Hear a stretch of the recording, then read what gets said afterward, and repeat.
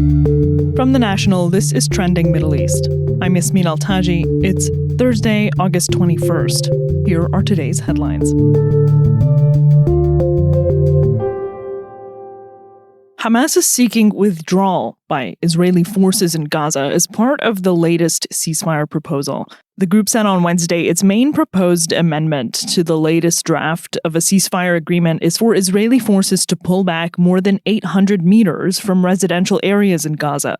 The announcement followed Israel's demand for the release of all 50 hostages held in the Palestinian territory. That demand contradicts the current proposal for a phased release of hostages and dims hopes for a last-ditch truce. The National's Mohamad Harisi reports. Hamas told us on Wednesday that the amendments they asked for, they were very minor. One of the amendments that Hamas asked for, and it was done in this new proposal that it has accepted, is that the distance between the Israeli troops that occupy almost 70% of Gaza and residential areas or homes should be at least 800 meters. In the previous proposal, it was shorter, and now it's minimum 800 meters. Israel has yet to formally respond to the ceasefire proposal put forward by Qatar and Egypt, which Hamas has agreed to. A senior Hamas official told The National that it believes Israeli Prime Minister Benjamin Netanyahu, quote, will not agree, unquote, to the new draft. So the way we understand it is that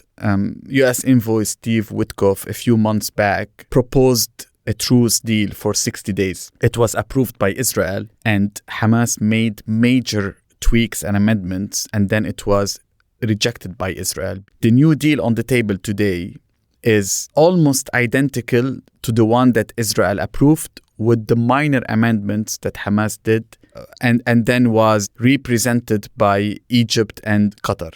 Sources close to the negotiations said that Hamas has agreed to lay down and store its weapons under international supervision. It's also agreed to the deployment of an Arab force in Gaza under UN supervision to maintain security. Iran's Islamic Revolutionary Guard Corps, or IRGC, says it is now stronger than it was before the 12-day war with Israel started. IRGC Deputy Commander Ali Fadavi told state media on Tuesday that, quote, our preparedness today is far greater than it was 2 months ago, unquote.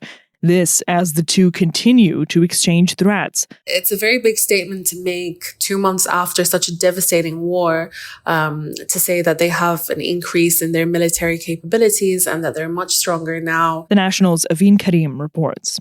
This is a statement that comes at a time of an escalation in the language and the statements that are being thrown around by both Iranian generals or officials as well as Israeli officials. Just earlier this week, First Vice President Mohamad said that a war with Israel could erupt at any moment. And he's not the first official to describe the current state in which Iran and Israel are at as not a ceasefire, but as a temporary halt to fighting, which indicates that both sides are aware or are preparing in case fighting is to erupt at any point. Israel launched a surprise military offensive on June 13th that eliminated Iranian generals and scientists.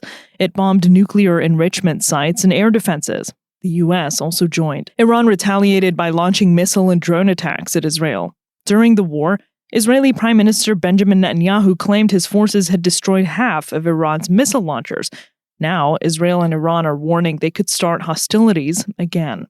Israeli officials, even Israeli Prime Minister Benjamin Netanyahu, made that very clear right in the aftermath of the war with Iran, that it will continue to perceive Iran as a threat. So I think that's what is sparking all these statements by Iranian officials to show that they're not letting their guard down when it comes to future attacks from Israel.